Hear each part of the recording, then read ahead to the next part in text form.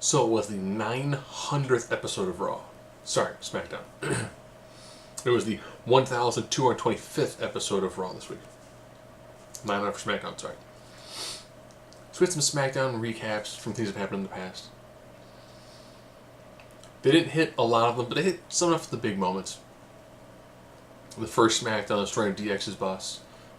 Cena making his ruthless aggression debut. What we begin with? Opening contest. Miz Ziggler. For the IC title and the opportunity to face off against Sami Zayn, defending said title against Raw. Ziggler and Miz, sick chemistry. When's the last time you were like, man, I'm looking forward to that Miz match? Beyond the last time Miz and Dolph Ziggler fought. Nice back and forth. Finish was a roll-up that Maurice kind of nudged Miz on top of Ziggler. Got the 1-2-3.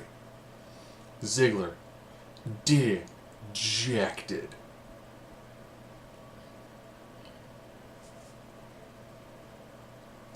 I sat back and I was like, I wonder, let's say Miz wins, but then jumps ship to Raw. Or let's say Miz loses, and then gets forced to go to Raw. Yeah, good match. I like the way it's heading. I think that Miz and the IC title work very well on Raw. If Raw loses the Cruiserweights, they'll need that mid-card, and they'll need that really sick heel. He could be the A-lister on the A show. Miz TV would work pretty well on Raw. You know, there's enough combustible elements that it works well. And that would then give some of their mid-card guys something to fight against. Because let's be honest, Roman Reigns, while holding the US title, is pretty much a main eventer. Oni Lorcan, who is he's the king of the European uppercut.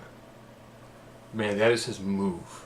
His moveset is like European uppercut, running European uppercut, uppercut to the back, stiff European uppercut, and he just whoops on Kalisto.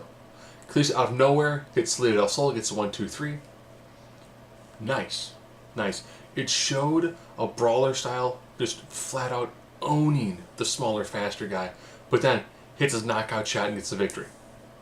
I like that. That's good. That gives Kalisto that pseudo Diamond Dallas Page, Randy Orton sort of, you're going to beat me down. All it takes is my one move. One move and 3 seconds and I win. Nice. Solid. Good. Lots of Undertaker bits of like, there's the hat. There's a hand touching the hat. There's a silhouette. Okay.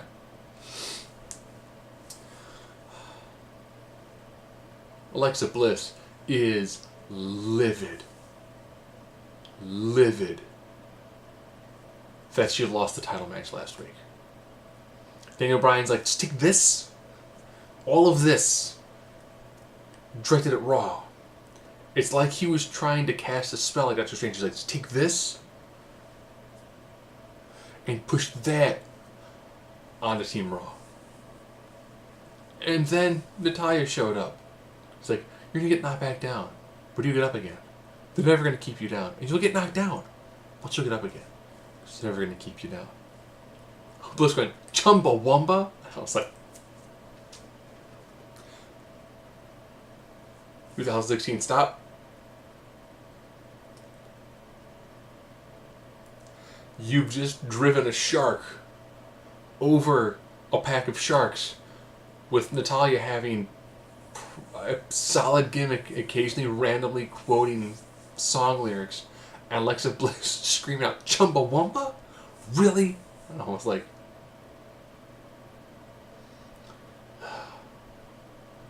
you're too good for us, Bliss. Between you and Becky Lynch, you're too good. You're just too good.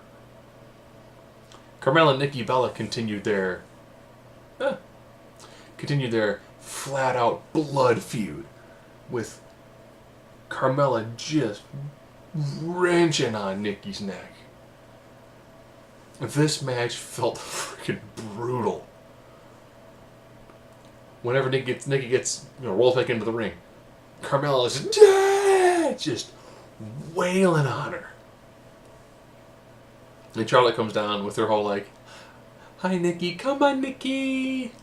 Don't touch me, fans. Don't touch me." No.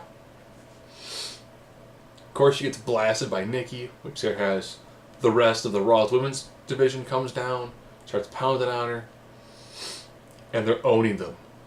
Because their Braun Strowman and Nia Jax is just killing every woman she gets near. She goes for a big running, goes to the Umaga spot. Becky rolls out of the way, she destroys the barricade.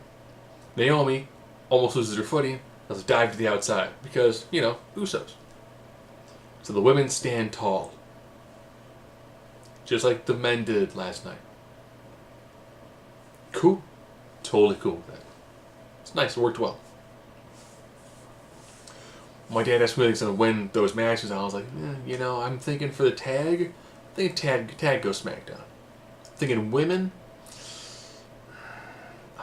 women goes to Raw. I'm thinking the Raw women get it.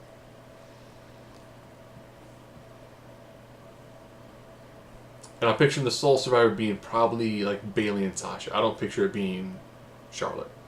I picture Charlotte being eliminated, and then that's what makes the feud going into Roadblock. For the big one,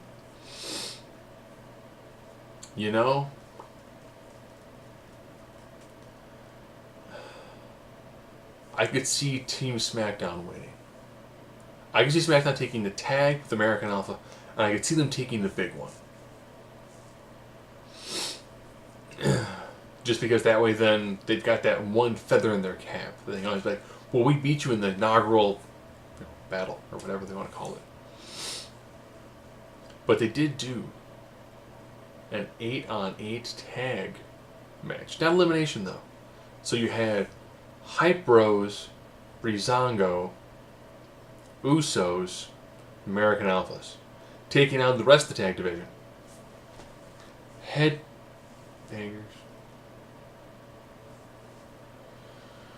Vaudevillains. The Spirit Squad. And the Ascension.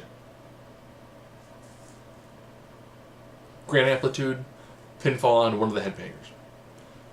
Had the right amount of chaos to it. I like the, I'm going to come in. My team's going to come in. Finishers. Oh, you hit your finishers? We come in now.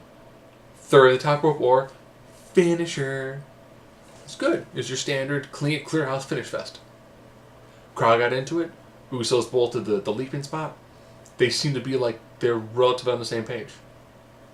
Because they had a prep talk by King Booker. It was fun. It worked. King Booker is a really different sort of way of doing Booker T. Okay. Your big bit, of course, is the cutting edge. Of course, he's like, you've helped reshape SmackDown, James Ellsworth. Can I do a 5-second pose? Can I do a 5-second pose? AJ, that's dumb. This is dumb. You're dumb. You're dumb. Talk to someone who matters. Okay? Randy. Why you a Wyatt? Bray. I will unleash the most devastating viper you've ever seen. Dean and AJ get into a little riff. Which you're like, whoa, guys. You don't like each other. Tag along for one night. And then the gong hits. The moment the gong, you see Ellsworth actually visibly jump like, oh jeez. Like he knew it was coming, but he didn't know when. Taylor comes down, to the crowd just going nuts. He's like, WrestleMania is not going to define me.